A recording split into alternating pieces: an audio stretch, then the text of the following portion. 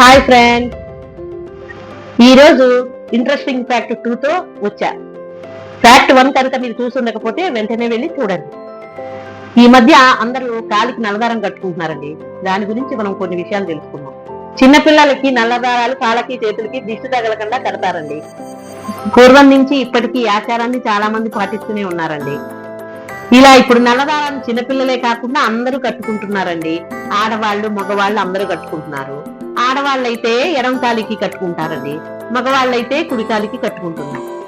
ఇది కట్టుకోవడం వల్ల హానికరమైన శక్తులు, ప్రతికూల శక్తుల నుండి రక్షణగా ఉంటుందండి. అంతేకాకుండా దీనికి సైంటిఫిక్ రీజన్ కూడా ఉందండి. ఈ నల్లదారం కట్టుకోవడం వల్ల బీపీ కూడా కంట్రోల్లో ఉంటుందండి.